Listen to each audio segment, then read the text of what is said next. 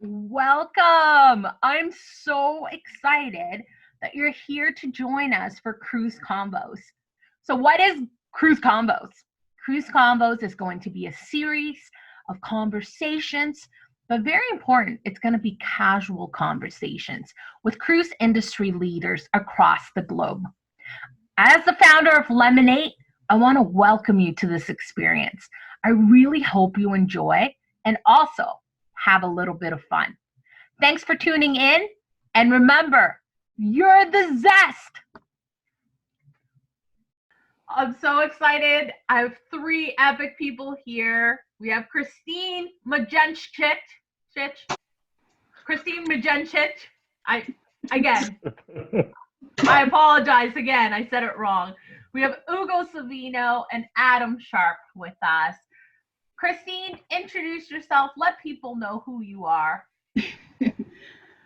Okay, because seeing that you can't pronounce my name correctly, my name is Christine Majenjic. I even wrote it down right. Nope, got it wrong again. No matter how many times of training, I will write it phonetically for you for the next time. So I am the Vice President of Destination Services Operations here at Norwegian Cruise Line Holdings, which encompasses our three brands of Oceania Cruises, Regent Seven Seas, and Norwegian Cruises. So that's me. Awesome. Thank you. How about you, Ugo? Well, Ugo Savino, I'm Director for Fleet Deployment and Itinerary Planning at Carnival Cruise Line. So next year, actually, fun fact, I'm going to be finally making the 15-year mark at Carnival. So believe it or not, I managed to fool enough people to keep me there for this long. Let's see if I'll be able to succeed for longer. I love that. Thank you for being here, Ugo. Thank and Adam, you. Yeah. And Adam, how about you? My name's Adam Sharp. Welcome to my beautiful home up in Norway. I am the Director for International Destination Development for Royal Caribbean Group. I've now been with Royal for 10 years. And essentially, I'm part of the team that is building Terminal A, the new Galveston terminal that comes under our group. I look after everything from Iceland to Fiji, going the long way around. Beautiful. Thank you so much. Honor having all three of you here. And I'm gonna ask the question, the signature question we ask everybody. And I will change the question for Christine because this is her second time on Cruise Convos, not first, but second. Woo! So what Ugo, does she get after 5 times? Exactly. After 5 times, you get a Yeti cup. No, she has to go to Aruba for that. Aruba. Yeah, that's right. So let's start with Ugo. Ugo, will you share with us a story from your childhood that relates to travel, a memory that you have? Oh, no. Yeah, absolutely. Traveling to me is always something that I try to get as much as possible done, right? So ironically, I think working in the industry was almost a logical consequence of my passion for travel. So, and probably I have to give credit to my dad that he always tried to push me and my sister to go out there and get outside of our comfort zone. So even though I'm sure he was dying inside when my sister or myself were getting on our backpack on and we were just going without knowing where we will go. But I remember probably the very first trip I did with my friends, 18 years old, backpack on, and we actually went to Greece. I'm Italian, so Greece is probably the very first destination that you do once you're finally stepping outside the Italian border. And it was interesting because it's really, we were sleeping pretty much anywhere, beach or, or on a bus or on a ferry. And it was a great experience. We ended up being in Ios, Santorini, Mykonos, Athens, and other islands. Of course, Athens is not the island, but that was a great experience. And then at that point, I realized, man, it's even more fun when you do it on your own, right? So, and then you're always planning the next trip and then the next trip. The interesting side of that trip is there was very little sleep and probably way too much partying and things like that. But then little by little, you know, with the age, you get you start accepting the fact that you're older. You want to learn more than just having fun. So here we are. Not that I try to keep it clean because, of course, that trip was a little. It's okay. I wouldn't be able to do it now. Let's put it that way. Are you sure? I'm sure. I'm sure. I love it. Thanks for sharing, Ugo. How about you, Adam? Let me see. So I think it kind of links into the world I live today. But I remember being, I think I was 8 years old, 8 or 9 years old, and we were, my family and I, we'd gone to, at that time it's called Yugoslavia. For Europeans today, it's Slovenia, and we were up in a mountain, Lake Bled. We had a picture taken, and I fast forward. It's about sort of 10, 12, 15 years later, and I was on one of the first ships, cruise ships going into Koper in Slovenia. And we went up onto Lake Bled. I took a load of passengers, so I was working Shorex. And we're stood in this castle, and we're overlooking Lake Bled. And I'm thinking, this is beautiful. But in the back of my head, I'm like, this deja vu moment, like really weird. We're stood at this sort of battlement area. And so in the end, I rang my mum. And I was like, Mum, like, it's bizarre. I'm still in this place. Like, why am I having a deja vu? And she said, well, the picture on our mantelpiece at home, that's taken there No way. 15 years ago. And that was it. And it's one of those great memories that even as an 8-year-old boy, like I'd gone somewhere and, 15 years later, I've gone back and rediscovered it. And I think it's part of let's be honest, it's part of the wonder of traveling, and especially in that part of the world. I grew up in a world when it was the Bosnian War and what went on there, and actually tourism was starting to return. And I think it's the power of tourism. You start to see sort of how it brings peace and prosperity to lots of regions in the world. Beautiful. Yeah, that's great. Thank you for sharing, Adam. And Christine, you have been traveling the past year to different locations, and you recently went back home. I saw some wonderful photos on Facebook. Would you like to share a story from your travels? Yes. First, thank you for being a Facebook stalker. Can't keep nothing secret these days, can you? I love it. So I have done 3 trips actually just in the last, I would say, 4 months with our great cruise comeback. We were up in Alaska. We had an unveiling of a statue from Wyland at Icy Strait Point. So we went up there, and we were, before our ships were traveling up there. Then I was out in Greece, which is one of my favorites. Hugo, you were mentioning Greece. I lived in Greece for 15 years, so it was great to go back there and be there for the first ship that we started up there, the Jade. So this last trip, literally, I just got back on Saturday, was for the startup of our first Regent ship, the Regent 7 Seas Splendor. And so I took the opportunity, given the last 18 months that we've all been through, was to fly in a week earlier and go home to see my dad, because I am from England, from the northeast part. And, it's very interesting going between Alaska, Greece, and now England, and seeing the differences in what the pandemic has done or how the countries are moving forward.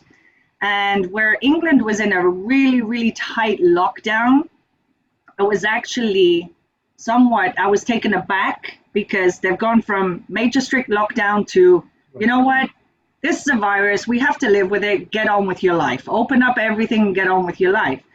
And because, in order to travel, you have to test negative. So I'm walking around with a mask completely, and everybody's just free like this. So it was nice to actually go home. And every time I do go home, I meet up with my old school friends that we've been friends for like 40 odd years. And, just getting back with them after 3 years and catching up with everything, it was really, really good to do that.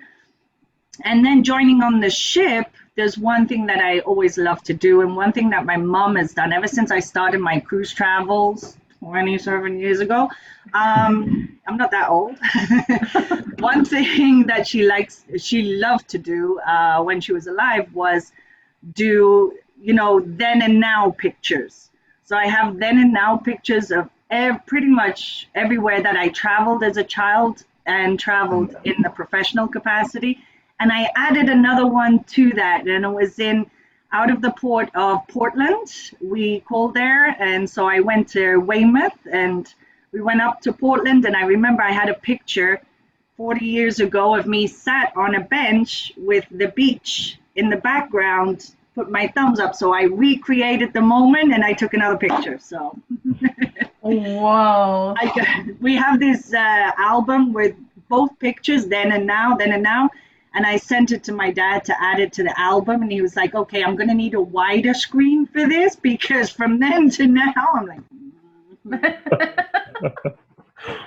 so special. I'm going to keep that word silent so you don't have to beat me out on that. I'm like, thanks, Dad. That is so awesome. Thank you so much, guys, for sharing. I love hearing your stories, and I think that is so important, and we connect with one another through storytelling. Let's talk a little bit about the cruise industry, and you all play different roles in the industry, and you're all are so important to the cruise restart. Let's start with the destination development side of things. Adam, what can you share with people listening? What would you like people to know in our industry? I suppose let's be honest, there's the famous saying, it was always it's darkest before dawn, by Winston Churchill, and I think it's been a great kind of metaphor that's led us through this pandemic, and actually we're out of it, and at the end, let's forget what happened, and the beauty of working at Royal, and I'm sure the other cruise lines have been the same, is we've taken quite a pragmatic approach that is, it's been tough the last 18 months. I've had 4 walls around me pretty much for 18 months. I'm quite looking forward to traveling again. But you know what? It's a blip.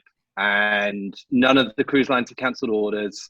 None of the cruise lines have sort of looked elsewhere. We are fundamentally, we believe in this industry. Fundamentally, we believe people want to travel. And ultimately, in 3, 4, 5 years' time, we're going to look back at this as like, it was a crazy couple of years, but actually life goes on. And I think that's been the learning, is we're really sort of getting out again and saying, right, what do we do? How do we do it? The credit card bill's a little bigger at this point in time than it was a couple of years ago for the cruise lines. But you know what? We all still believe in this industry, and I think we're going to see us coming back. It will come back stronger. And actually we'll be better for it. So I think that's, first of all, let's not worry so much. Let's focus on what comes next year. Next year is going to be the first real year of return. And we're going to build on it. So that would be the first thing I share in this cruise conversation. Thank you. How about yourself, Ugo? No, I think what Adam said is absolutely true. It has been let's say a couple of months, but actually much longer than that have been really tough.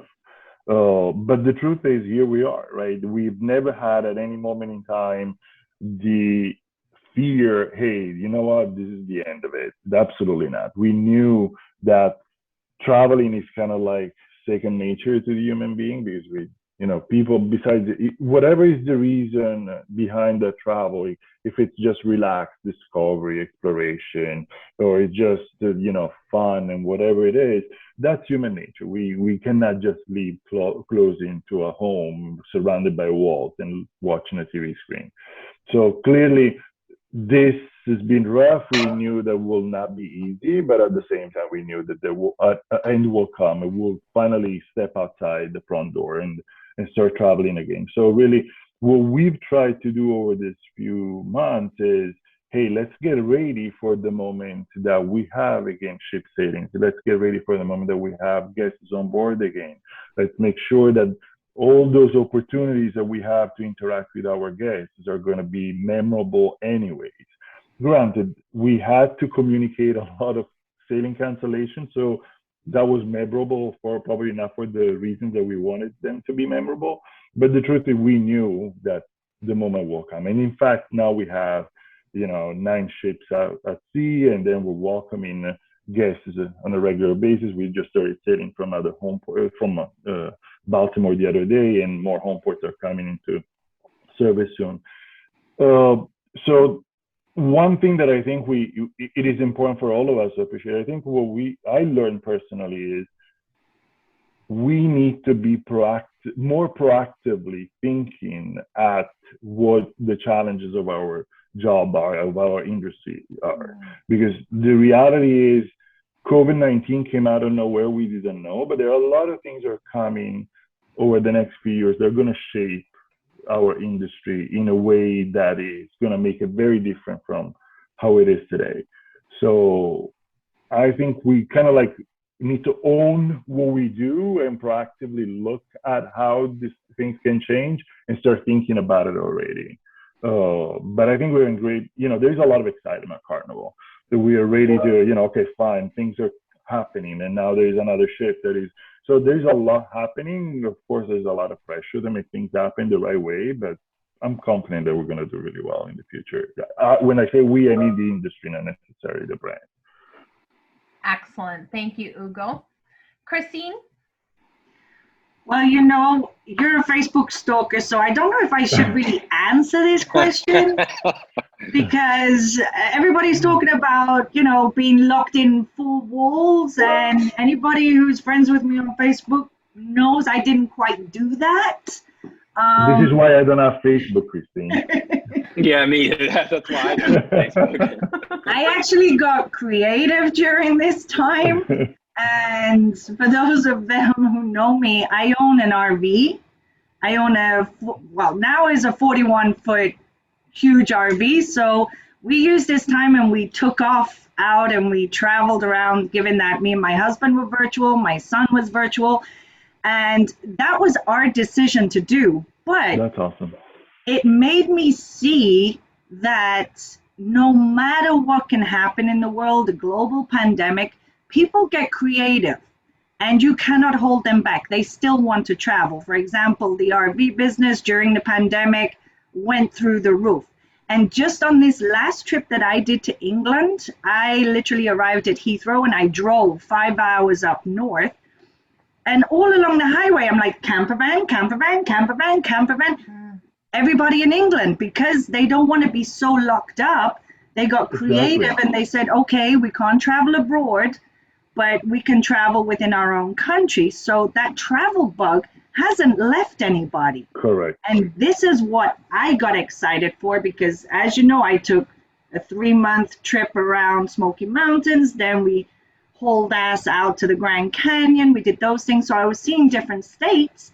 And during that time with my team, even though we were working the whole time, we got creative in using that time to develop a lot of new product, change our product for a revamp, for a rebirth of our company into the destinations as well. So that was what we were focused on. And I think this pause where, yes, it wasn't good for anybody, no matter the industry, I think it gave an opportunity for everybody to revitalize and prioritize what is important. And I don't think any effort is going to be needed to get people to travel in 2022, because from what I saw during the pandemic, just from my experience, they're there. I mean, we're going out with mystery cruises sometimes and people just like, we don't care. We just want to be out. We want to travel. So that is the hype that is around that I'm seeing a lot of. And I find it's something beautiful that we can have that hype, but we can also have a hype of rediscovering destinations with different eyes or seeing it differently. So that is what we are doing at Norwegian. I love it. Thank you for sharing. Thank you to all of you. Ugo, with itinerary planning, you've had some changes come up from itineraries because of the destinations. Some. Just 1 or 2, I'm sure, Ugo. A few? One or It's two. like a game of darts right now. You throw the dart, and where does it land? Okay. What can you share, maybe for the destinations, Ugo? Like, what can you share about the itinerary planning, the process? I know it's a lot of work that goes into this. Well, I think we need to, there are two different worlds, you know. One is, okay, everything that is within the next 3, 4, 5 months, and then everything else that is further out. So I don't think the process for everything that is far out has really changed, because we expect, you know, that past 2022, we should be in a normal world, or anyways, much more similar to the world that we used to know in 2019 and before. So that's why we have inventory open through 2024. We have products being rolled out and so on. So there, of course, the main object is profitability, because, you know, I work for a publicly traded company, and we all have a mortgage to pay, and we need to make sure that, of course, programs are successful and they're profitable and so on. So in that case, you know, the main driver remains, hey, itinerary gross profit. What are the things that are driving the higher ticket revenue, higher onboard revenue, or you can minimize fuel costs or any other type of cost. So for that, I don't think much has changed. When you look at a much shorter window, then things are clearly different, because now we're playing with a completely different scenario. We're playing with different rules. There is so much more uncertainty. Things are changing. I don't want to say by the hour, but for sure by the week. You know, things are changing because now there might be a new hotspot in terms of COVID, or regulations in a country are changing, or because there, you know, now there is one port that doesn't take more than one ship import, and so and so and so. So really, that is changing, and I do believe that in a way we're granted a little bit of flexibility from our guests, because they do want to travel after being at home for so long, and they understand, you know, things are difficult, and of course everything needs to be adjusted and adapted based on new circumstances. So for sure, there are a few elements that in this shorter time window cannot be you know, put in question. Is safety of crew members and our guests. There is no doubt about it. And of course, the safety of the destinations that we visit. We need to play and visit those destinations respecting the rules that the local authorities put in place. There is no other way. I always use the word partnership, and I mean it. There is no way that we can be successful without the success of the destinations, and destinations cannot be successful if cruise lines are not successful when visiting their destinations. So that partnership is probably even stronger. That bond is probably even stronger after what we've gone through, because really we learned, I think, the impact that the cruising industry can have in the destinations, and we've learned how critical destinations are.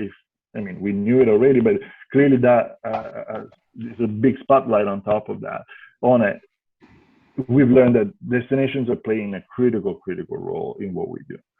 So, you know, it's a constant communication. Sometimes that communication tends to be excessive, but I think it's okay. I'd rather to have 3 more emails in my inbox explaining to me what's going on in destination XYZ, rather than not to hear anything from them.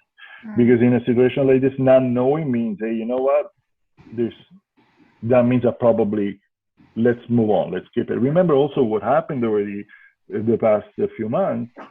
You know, our bandwidth has shrunk dramatically. You know, unfortunately, you know, lines have to make difficult decisions. Some talent has left the company.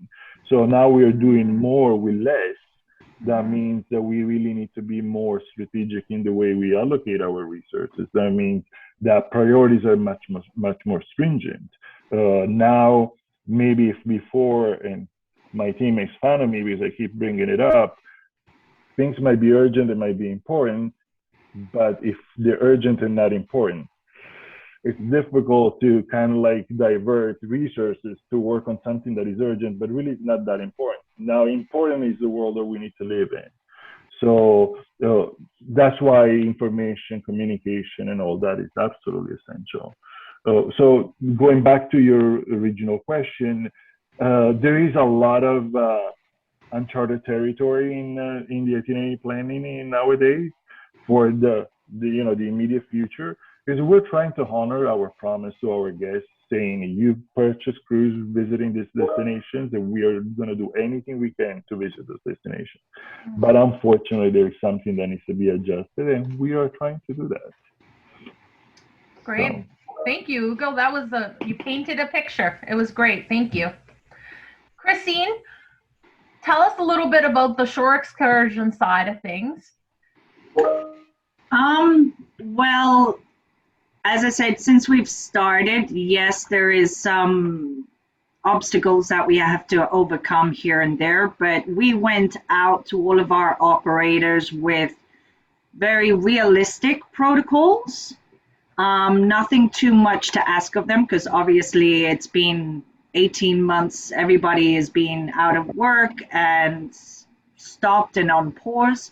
So we had to be very realistic, and we're respecting all local regulations and any protocols that the locals have in place. But our number one priority is safety, keeping our guests safe, keeping the local communities safe, and also trying to bring back something to these local communities. And during my 2 startup cruises that we did an amazing job. We had some auditors on board who were checking out all of our protocols. We flew with high marks on them, so I have to give kudos to our ground operators in these ports of call, who are mirroring us with our highest priority is the safety of our guests as well as the local communities there. So but just seeing a lot of the reaction from the local communities of actually tourism just starting to come back, no matter how small or little it is, it's a whole new breath of fresh air, let's say. It's a whole new revitalized community. It's exciting, it's nice. And over the years, when they get used to 5, 6 cruise ships in port, and then something like this happens, it really has people thinking what it actually means to them. So that genuine feeling is all back in the ports of call as well. So that is really nice. The guides are excited, and they want to hug every single guest that is there. It's that kind of rebirth feeling. So that is really, really nice to see. But no, so far everything is going perfect. Yes, from destination to destination, we have different protocols. Some destinations are requiring bubble excursions. It's not something that we are requiring, but if the destination is requiring it, then yes. Because, in Norwegian, we do require full vaccination of all on board at this time. So, but yes, everything on every single level is top priority is the safety of the guests. So perfect. Thank you. And Adam, can you hear me? Yeah, I can. Okay. I can hear two of you in actual fact, but. Adam, do you want to share a little bit in your role in destination development? Can you share with me a little bit what you are experiencing with the destinations you're working with? Yeah, it's interesting because I don't live so much in the now. Thankfully I've left operations, so I leave that to our wonderful team who have to live in the kind of now world and the return to service. And instead I focus on our projects sometimes are taking 10 years to come to be born. But it's interesting. I suppose there's 2 things. One, when we're starting to try and build a new terminal and design terminals, beyond Galveston, is what has the impact of today having on a terminal in 5 years' time, things that we're trying to draw. How do we sort of anticipate what that looks like? And so it's an interesting process we're now going through or sort of what stays, what COVID testing spaces do you have to leave, or potential pandemic spaces do you have to leave for the future. But then I suppose beyond that, it really is a discussion with each of the destinations, and Christine touched on it, but so kind of, what is it to be back? What is it? I live in Norway. It's a very green country. In actual fact, the Greens and the Labour Party won last night. So we're in government change world. But, some of these places have rely solely on cruise tourism. Geiranger, it's a communa that has maybe 100 people living there, and yet thousands upon thousands of cruise guests used to go there, spending money and putting money into that world. So they're having real discussions of the communa about, well, what happens when it all comes back? How do we do it better? And it's great to be sort of part of those discussions with so many destinations. And actually, there is some fractious relationships between the cruise industry, there's no denying it, and some of the destinations. But actually, 99.9%, we've had some really great conversations about how we return and how we, do it better this time round. And I think it's a bit, again, back to Christine's point, the pause has actually allowed us to kind of take stock. If you think, I've been in this industry since I was 18, so a little while now. It's been like 19, 20 years. It's just been growth. Like, it's like super growth, 5% compound growth every single year for the last 20 years. It's the first time in that time that we've actually taken a pause and said, how do we do it differently? What have we learned? What did we do well? What can we do better? So I think that's been an amazing conversation to have with so many destinations across the world. I deal with Japan, China. I'm down in the South Pacific talking to them. The power of Zoom is a great tool, that's for sure. Thanks, Adam. You just made a big point about doing things differently. In your cruise lines, what is something that you can share that you are doing differently now because of the pause, like Adam shared? Adam, do you want to go first? Yeah, one of the big things, do you know what? Actually, it's for the unsung heroes, I suppose. I'm spending a lot of time talking about cruise spaces, and when I talk about terminals, that's been a revolution. We're actually, a lot of transit ports, and it's something that we're now sort of looking at how we take the same vernacular to ports of call. How do we cater so much better for our crew? These are the ladies and gents who are working tirelessly on board our ships, who, let's be honest, during the pandemic had a tougher world than many of us in some of the places around the world they come from. So, I can't talk about where the project is, but one of the projects we're talking about, how do we build the best cruise space in one of our terminals that actually they can go to, that is away from a guest. And even if they don't get time to go into a destination, because they get a couple of hours off sometimes on the home port days and turn days, actually, how can we make it the best couple of hours that they can have away from the guests, off of the ship? And so we're doing that. That's actually been a really fun project to kind of just ask crew members, what is it you want? Apart from killer Wi-Fi, because everyone wants killer Wi-Fi. Like, what actually do you really want? And we've had some really bat crazy, I'll use the word, bat crazy ideas. But we're partnering up with some destinations to then look at how we sort of take it to the new level. And that's going to be a really fun project to roll out across all our new terminals as they come online, Galveston being one of them, but then taking the same conversation down to the rest of the outports, the ports of call, and seeing how do we create something for crew. And I think that's been a great learning of ours, is actually what can we do better for those as well, those guys and girls as well. That is wonderful, Adam. Good job. Really good. Thanks. Yeah. I know. You're better than my boss. Oh, that's all right. I'm like, I'm proud of you. Thanks. You should do your year-end evaluation with her. Yeah, exactly. How about you, Hugo?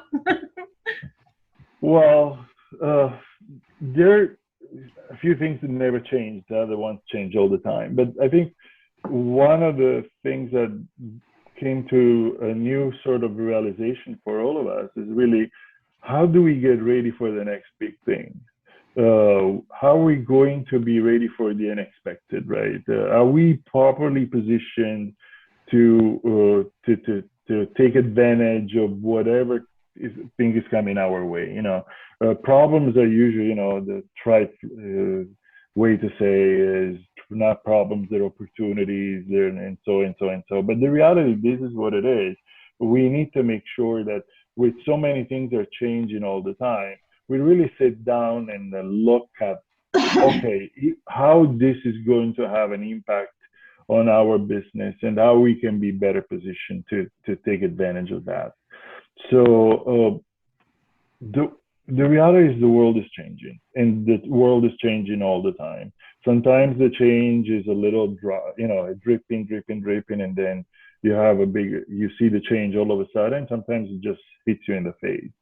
But you know, it's no secret that the impact on the environment in a way or another is going to have an impact on the industry.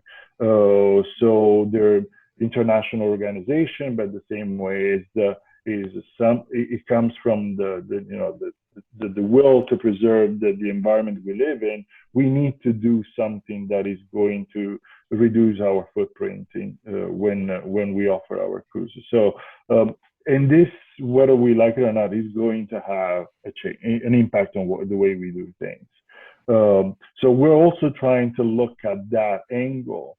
Are we doing things in the most efficient way? Are we doing things in a way that can position us in a better way when the new regulations will come into effect? So it really probably, we're not doing things differently, but we're including more elements into our decision-making process, which makes things more complicated if you think about it, because ultimately before it's here, let's just make sure that we have the best and the most profitable itinerary out there. Now we're considering also, we're not optimizing the itinerary just to reduce fuel costs, but we're also optimizing itineraries to make sure that our impact on the environment is as minimal as possible. So, but it is exciting because it feels like you're doing something good it's something good for an additional reason. So, but the truth is, we need to be prepared for everything. You know, the curveballs will come, and we need to be ready for that. So it's kind of like more than anything else is that realization that we need to be prepared for things like this. Excellent. Thank you, Ugo. I'm also proud of you. Christine, how about your team, your department? I can't tell you. If I tell you, I have to kill you. Okay. It's a big secret. No. As I mentioned earlier, I was very fortunate to keep a large majority of my team during this time. And we tasked them with many different things. For example, throughout this whole period, we all got together because there's a lot of us on my team that used to work on board the ships, myself included. So we actually did a lot of training for our sales and our regional directors all across the globe. It actually just started up being my team, you know, teaching them about the destinations, about how far docks are from the cities, and about the shore excursions and things. And it ended up gathering a whole crowd of like 250 people every time we did it. So we did a lot of trainings in that sense to revitalize all of our sales teams out there in the field. On top of that, I mean, I can only speak from my department. We took a look at all of our destinations, all of our shore excursions, and we revamped a lot of them. Basically, we got our feather dusters out, our cleaners, our Lysol wipes, and we cleaned a lot of the things up because that was the trend, all right, during the pandemic. Everybody was cleaning and sanitizing. So we did that same initiative on our tours. So we took a lot of the old, boring, traditional stuff out there. And we actually have created a few more concepts which are ready to go. We haven't launched them yet. Can't tell you because, you know, There's You'll have to copycats hear out that. there from time to time. I'm taking notes. So, but yes, in the next couple of months, we're going to launch these new concepts. It's something like in a range of 400 new tours, completely not down the traditional route of shore excursions, but it's something we tasked all of our ground operators to come up with, and don't bother copying because we have exclusivity contracts in place. So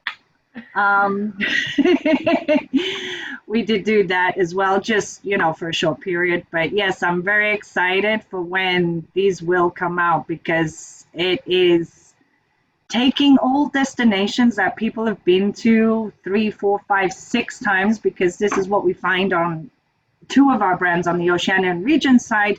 Our guests just keep coming back just for the ship, and you know, where the ships are getting bigger and beautiful. And today we're releasing the Vista on Oceania. That's why I'm wearing this t-shirt. So where the ships are, you know, expanding and getting more beautiful, the destinations we found were staying the same and getting a little bit stagnant. So I brought in all of our ships teams, as Adam was saying, you know, we involved them as well, the destinations. Tell us what you would like to see or this. So we really are stretching the bar and going down a different path with explorations in our ports of call. So it's very exciting. Congratulations. That is, yeah, I mean, I'm proud of you too. Oh, thank you. You better be. Yes. That is Otherwise, awesome. no drinks for you, my dear. No, we're still recording. No, just Okay, all right, sorry. Oh, so funny. Well, my friends, this is so awesome to hear different perspectives and just to have a little time to share and to learn. I'm going to ask you a last question, just to share maybe a thought on leadership and what leadership means to you, or a thought or a comment about leadership. And I'll start with Ugo. And the reason is there's many people that I have worked with who really say Ugo is an amazing leader. And I had a cruise convos and I said, who is your favorite cruise executive? Of course, people did not want to share who their favorite cruise executive was, except Noriko from Belize, who said, hands down, Ugo, because you really gave her the time, and you really showed leadership to not only show but explain and teach. And I think that I want to make that point because a lot of people really look up to you. And what do you have to share about leadership? I thought you were gonna. Sorry, Ugo, I thought you were gonna say they weren't gonna say who their favorite is, but they said their worst, and then you were gonna say Ugo. So I'm pleased that went another direction. First of all, sorry, Ugo. I love it, Adam. This explains why, you know, I'm getting all these requests from plenty of people say, hey, $10 because I mentioned it, or, you know, no, jokes aside, to me is the real thing is about caring. You need to care, and you need to care for real. It's not just because it cannot be just words. It needs to be authentic. It needs to be genuine. It needs to be something that you really feel. And it's something, to me, is the desire of trying to help people. It's the desire of trying to share the little things I know and the little experience I might have, and see if that can resonate with you, and if it can help you to do something that you were not ready to do, or things like this. You know, it's trying to help people stepping outside the comfort zone, because that helps you to grow. We can, especially in a situation like the past 18 months, where we're being closed home, where you kind of like, it's easy to kick back and forget it. When I come out of this, if I come out of this alive, I'll be happy. That's not the point, right? Push yourself and get outside your comfort zone, and that's what I try to do. I mean, if that means being a good leader, if that is appreciated, I'm happy, because that means probably somebody, you know, I have made the difference for somebody. But to me, leadership ultimately is all about listening, caring, and trying to help people. That's all it is. Find the tools that you think are more effective and use them, and learn from those experiences as well. I personally don't think, and you know, I'm surprised when I hear things like this. I don't think I'm this amazing leader, because I only I'm probably the harshest critic of myself. I see my shortcomings more than my you know, the results that I managed to achieve. But hey, I'm flattered, and thank you for everybody if anyone really sees me that way. That's wonderful. And I think you're a wonderful leader, Ugo. So thank you for caring so much for everybody in the industry. And Miss Christine. Thank you. Miss Christine, but wait, let me say something about you. I don't know if I want to know it. You want Keep to it know quiet. it. Keep it quiet. I just really appreciate you. I think to me, you're what you see is what you get, and that takes leadership. And you've really helped me personally grow and define where I want to be in our industry. So thank you for that. Tell us your comment now. Go ahead. I was going to say, I don't want to know what anyone has to say about it. No, for me, how I approach it is I don't know everything, and I never will know everything. There's no I in team, and I cannot do what I do without my team.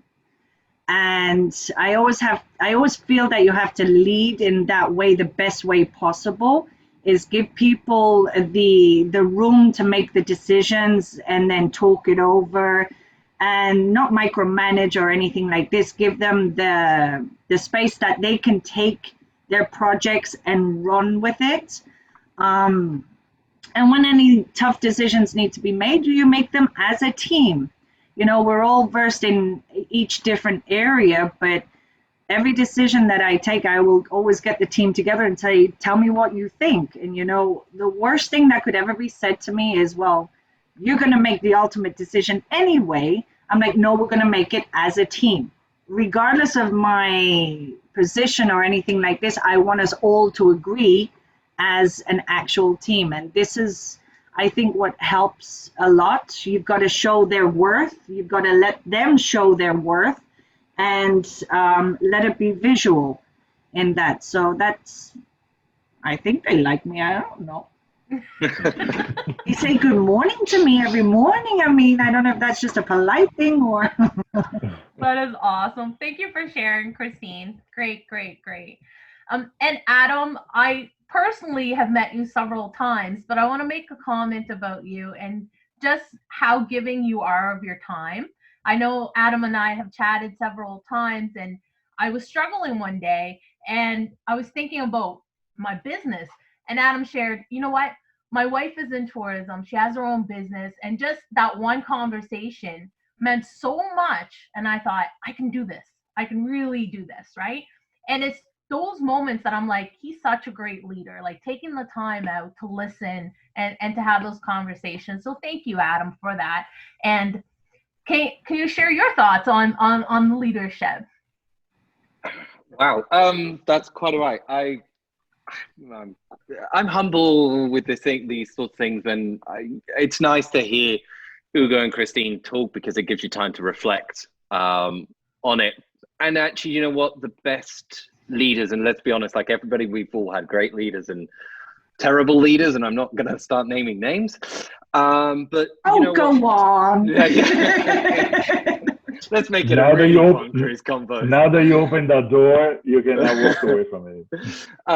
You know what? The best, what I've seen is the best leaders give time. And I'm really fortunate. I've got two incredible leaders above me at the moment. And both of them expect a lot, demand a lot. And I'm a big person on accountability, but you know what? Both of them are willing to give huge amounts of their time to me, for me to ask questions, for me to talk things through. And you know, the most simplest thing I've learned in Royal, and I had an incredible boss 5-6 years ago when I first started. He's now the CEO for Domino's Pizza. He took the time to say thank you. And do you know what it means when you're, you know, when I was analyst, senior analyst and working my way through, what I've learned is actually the people that just take time to say thanks are generally incredible leaders, because you know what, it just shows that they've read they might not have read your email, but they've actually taken the time to respond and say thank you. And I think that's a great learning. Like if a destination emails me, the least I can do is email back and say, thanks, I've read this. Like, I appreciate you sending this over to me. And that's leadership for me, that at a personal level. Awesome. You're so right, Adam. Thank you so much for that. And my friends, thank you for being part of this Cruise Convos. It has been an honor, a pleasure, and I really appreciate you taking the time on this busy day to share a little bit about yourselves and your cruise lines with everybody watching. Thank you. Thank you. Thank you. A pleasure. Take care. Take care. Bye. Bye. Majenjic. Christine Majenjic.